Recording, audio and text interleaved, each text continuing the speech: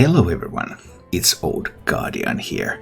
The Darkmoon Races miniset is almost here. The reveal season for this one was extraordinarily brief. It was just one day and boom, all the cards were revealed. And the set is coming out any moment now and we will soon be able to play with all the new cards. And this is my favorite time on Hearthstone.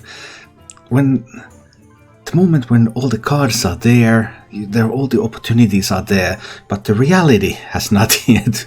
You haven't had to face the reality yet. So the reality, of course, being that very aggressive decks, tempo decks will be the dominant ones. But this is the moment when you still have all the options open, so many new opportunities. And in this video, I will take a look at some of these Darkmoon Races cards and see what sort of opportunities they open up. I've been thinking about new deck ideas a lot during this day, and yeah, there's just a lot of things that can happen and a couple of things that I think will happen. Starting up with these Druid cards, there's support for two different Druid archetypes. There's the Arborb, 5 mana, summon 2/2/2 treants, give your minions +2/+1. So there will be a couple of 4/3 treants that are summoned from that actually, because they will also get the buff. And this is really like goes into maybe Gibbling Druid, Token Druids. Some possibilities for Token Druid there, that will be really interesting. I've been playing some Gibbling lately, so yeah, will be interesting to see if it fits into that one. And then there's the Dreaming Drake. 3 mana 3/4 dragon with taunt and corrupt cane +2/+2, so it will be a 3 mana 5/6 taunt dragon. Dragon Druid, Big Druid. Some interesting opportunities that this could be. I mean, it's great support for Breath of Dreams. Breath of Dreams, you usually have had a bit of difficulties finding the right support cards to put that into your deck and really enable all of the ramp that Druid is capable of, and Dreaming Drake could help with that. It doesn't even have to be a fully dragon shelled. Maybe it can go into like a Malygos Druid. There's a lot of opportunities there. Some of these Paladin cards and Warrior cards also are looking pretty fun. Barricade, that's a lot of support for Big Warrior, for Dual Paladin, Big Paladin. It's a spell, so it's not a minion, it doesn't mess up your minion stuff. 4 mana, summon a 2/4 guard with taunt. If it's your only minion, summon another. So for 4 mana you get 2/4 taunt minions on the board, trying to just stall the game until you get your big stuff. Some really excellent support for those archetypes right there. And then this other stuff, Prison Celestial, 3 mana 4/5 dormant for 2 turns, Spell Burst, give your minions Divine Shield. So you will always be able to activate the Spell Burst, it wakes up, it's your turn, you have all your mana. Obviously there is some kind of cost in tempo, but we've all seen that dormant minions in general are still playable, even though they cost you a bit of tempo at one point, because the swing that they can give you is so immense. And this one looks really interesting. And there's a new Libram too. Libram of Judgment. 7 mana 5/3 corrupt, gain lifesteal, but once you discount this, that's going to be so easy to corrupt, and then it gains lifesteal, and then you just hit, and maybe you can put it in some kind of aggressive deck. I mean, I'm really looking at building more aggressive Libram, maybe pure something Paladin decks, because there's also Rally. A Paladin Priest 12 class card, 4 mana, resurrect a friendly 1 cost, 2 cost and 3 cost minion. And that can really do some things in, I can think of at least 3 decks that you would play that in. You would play that in an aggressive Paladin deck, you would play that in some kind of a Tempo Priest deck with stuff like Injured Tolver, Injured Blade Master, and you could play it in a bit of a slower Priest deck with Setek Veil Weavers and Nasmadi Blood Weavers. That's just, this is the best time, the time when all the opportunities are still there. Just a lot of fun options here. And Mage is also getting some interesting stuff. Conjure Mana Biscuit. 2 mana, add a biscuit to your hand that refreshes 2 mana crystals. The biscuit is going to cost 0 mana, so you can't use this to really ramp up. It doesn't work like Innervate in that sense, because you will have to have those mana crystals that are spent in order to refresh them. But you can pull off bigger combos later in the game. You could combine this into like this sort of Cyclone Mage, Genvala, Apprentice type of deck and just play a lot of spells and get just crazy turns going. Really interesting. Or you could combine this into some kind of combo decks, Mosagi decks for example. Really interesting. You might be able to pull off some kind of combos together with that and the Imprisoned Phoenix. 2 mana 2/3 elemental, dormant for 2 turns, spell damage +2. You play a couple of Phoenixes on the board. They wake up, you will have spell damage +4. What can you do with that? Lots of options available. So a bit of more on the trickstery side of things, so not so straightforward, not so easy to evaluate, but interesting nonetheless. And then Key Warden Ivory, Mage, Rogue, dual class card. Could go into some of the Rogue decks, but I think Rogue decks will be a little bit too aggressive to really run Key Warden. But Highlander Mage, yeah, Battlecry, discover dual class spell from any class, spellburst, get another copy.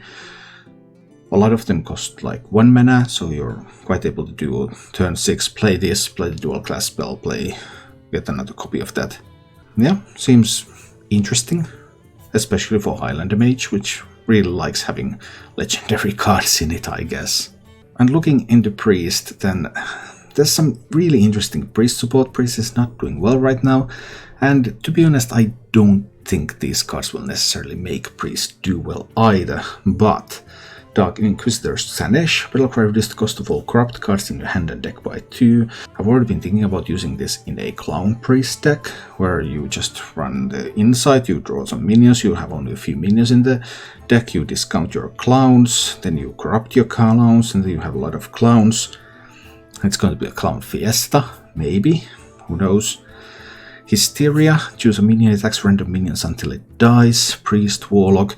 There are already some wild OTKs with this by making stuff attack that deals damage whenever they attack and giving some immunities selectively. Or it could act as some kind of removal card, especially if there's one big minion, smaller minions.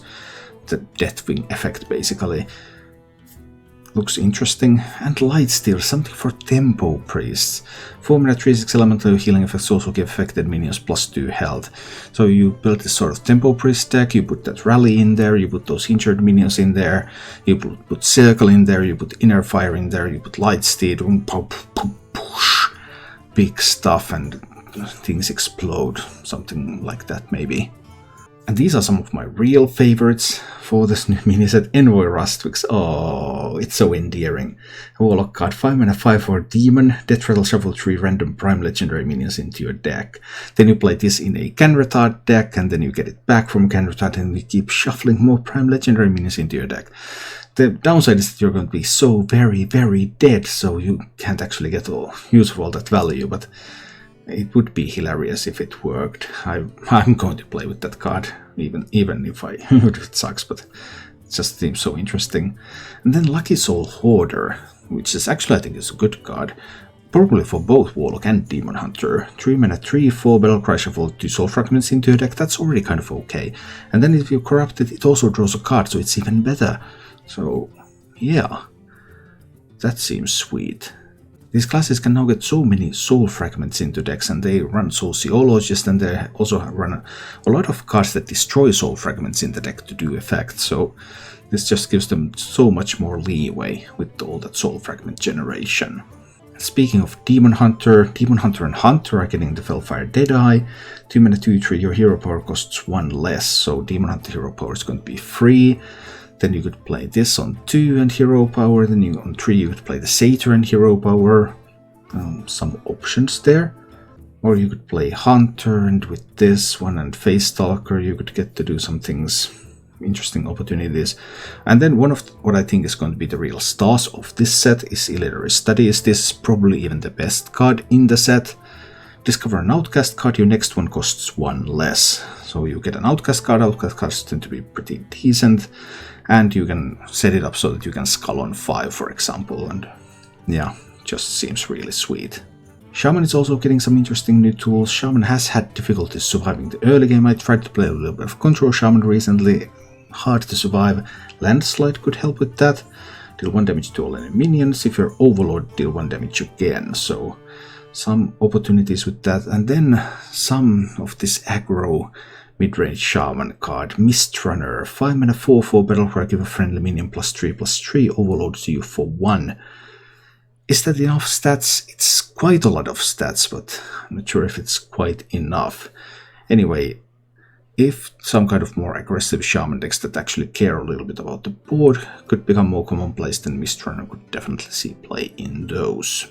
And finally, these rogue cards are insane. Well, the first one is also available for Warrior. Could it mean that Pirate Warrior could make a comeback? Who knows?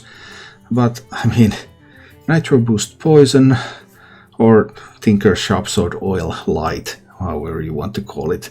Oil Rogue is back.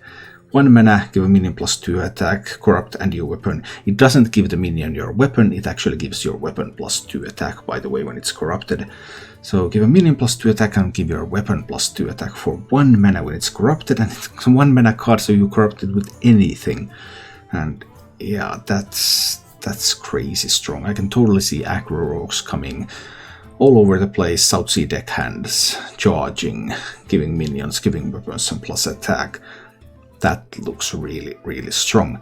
And then probably going in a different rogue deck, in a secret rogue deck, the Sparkjoy cheat, 3 mana 3/3 battle cry. If you're holding a secret, cast it and draw a card. Like what? So you're going to play a card from your hand for free, and then you're also going to draw a card, and that's just bonkers. So it seems that Rogue, Demon Hunter, maybe Paladin are the biggest winners of the mini set. At least that's what it looks like before we actually get to play with the cards. And then there are some there are like lots of juicy meme decks that you can build with Priest and with Warlock, and I'm going to play all of those. So yeah, the more I think about the Darkmoon Races mini set, the more I think that there's just so many opportunities with the set, and I'm really looking forward to playing with these cards in a couple of hours. Yeah, it's going to be awesome. Thank you for watching. If you enjoyed the show, please click the like button and subscribe to my channel for more.